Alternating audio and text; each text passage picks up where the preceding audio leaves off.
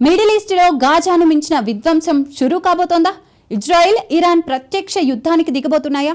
ఈ ప్రశ్నలకు అవుననే సమాధానమే వినిపిస్తోంది.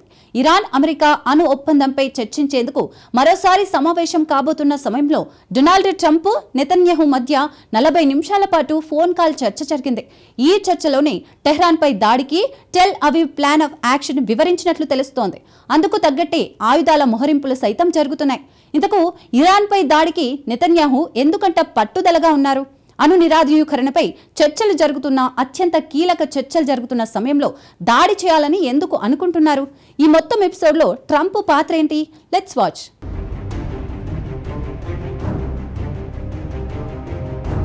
ఇరాన్తో ప్రత్యక్ష యుద్ధానికి ఇజ్రాయెల్ సిద్ధమైందా? ట్రంప్తో టెలిఫోన్ చర్చలో నెతన్యాహు ప్లాన్ వివరించారా?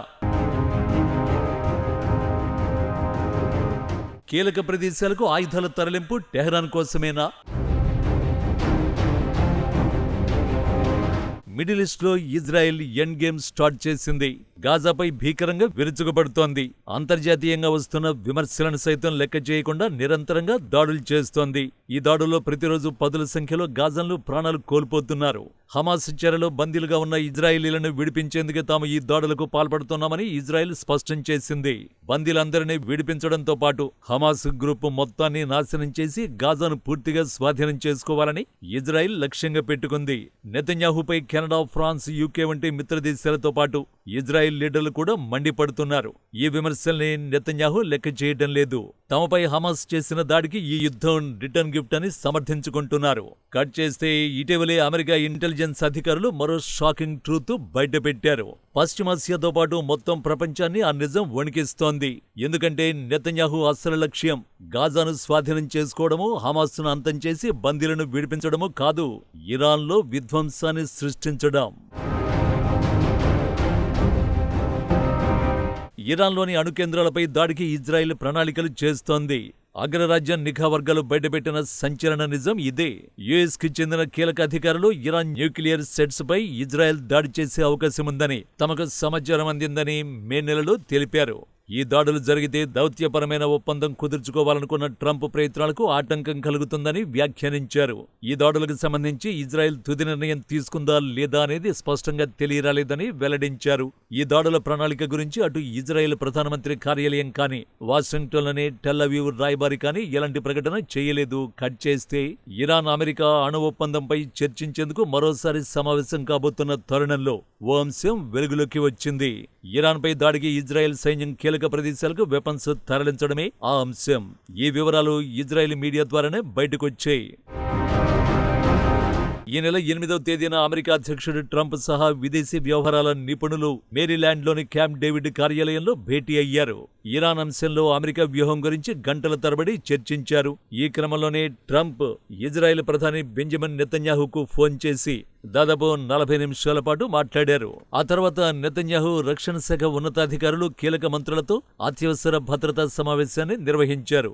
ఇరాన్లోని అణు కేంద్రాలు, అణ్వాయుధాల ఉత్పత్తిలో ఇరాన్ వ్యవహరిస్తున్న తీరు తదితర అంశాలపై సుదీర్ఘంగా చర్చించినట్లు అక్కడి మీడియా పేర్కొంది. అయితే ఈ దాడుల తీవ్రత ఎలా ఉంటుంది, ఎప్పుడు దాడులు చేసే అవకాశం ఉంది, దీనిపై ఇజ్రాయెల్ ప్రభుత్వం ఇప్పటికే తుది నిర్ణయం తీసుకుందా అనే వివరాలు మాత్రం బయటకు రాలేదు. ఇదే సమయంలో ఇరాన్ నుంచి సంచలన ప్రకటన వచ్చింది. తమపై దాడికి దిగితే ప్రతి దాడికి అణ్వాయుధాలు ఉపయోగిస్తామంటోంది టెహ్రాన్. ఈ హెచ్చరికలే పశ్చిమాసియాలో వణుకు పుట్టిస్తున్నాయి.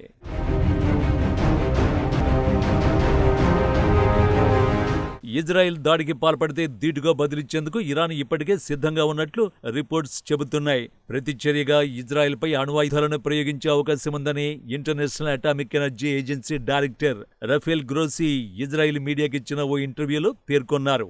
ఇరాన్ అణు స్థావరాలపై దాడి జరిగితే ఇరానియన్లు చూస్తూ ఊరుకోరు. న్యూక్లియర్ ఆయుధాన్ని ఇజ్రాయెల్పై ప్రయోగించే అవకాశం ఉంది. దాని తీవ్రత ఊహకందని విధంగా ఉంటుంది. అంతేకాకుండా ఇరాన్ కీలక నిర్ణయాలు తీసుకునే అవకాశం ఉంది.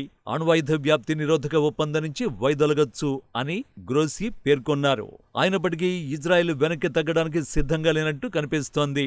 ఎందుకంటే టెహ్రాన్ అణు స్థావరాల్ని ధ్వంసం చేయాలని నెతన్యాహు ఎప్పుడో నిర్ణయం తీసుకున్నారు. పైగా అణు నిరాయుధీకరణ ఒప్పందానికి ఇరాన్ ఎట్టి పరిస్థితుల్లోనూ అంగీకారం తెలపనని మొండికేస్తోంది. ఈ నేపథ్యంలో అన్ని వైపుల నుంచి ఆ దేశంపై ఒత్తిడి పెంచేందుకే ఇజ్రాయెల్ను అమెరికా పురిగొలిపినట్లు తెలుస్తోంది. సో ఈసారి ఇరాన్ విషయంలో ఇజ్రాయెల్ వెనక్కి తగ్గే అవకాశాలు కూడా కనిపించడం లేదు.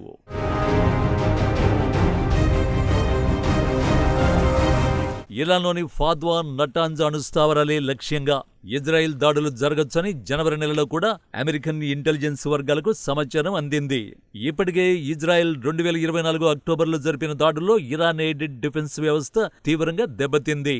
ప్రస్తుతం ప్రత్యర్థులు చేసే గగనతల దాడుల్ని వేగంగా గుర్తించే స్థితిలో ఇరాన్ లేదు. కాబట్టి దాడికి ఇదే సరైన సమయమని ఇజ్రాయెల్ నమ్ముతోంది. పైగా టెల్-అవీవ్కు ట్రంప్ మద్దతు ఉంది.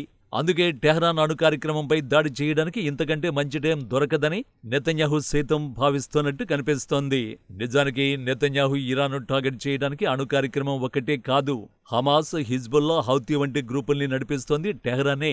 ఇరాన్ లెక్క తేల్చకుండా గాజా, లెబనాన్, యెమెన్లో ఎంతగా దాడులు చేసినా లాభం ఉండదు. కాబట్టి ఇరాన్ను బలహీనపరచాలనే నిర్ణయానికి నెతన్యాహు వచ్చినట్టు కనిపిస్తోంది. ఒకవేళ ఇజ్రాయెల్ మీడియా చెప్పినట్టు టెహ్రాన్ అణు కేంద్రాలపై ఇజ్రాయెల్ దాడులకు దిగితే మాత్రం మిడిల్ ఈస్ట్ రణరంగంగా మారడం ఖాయం.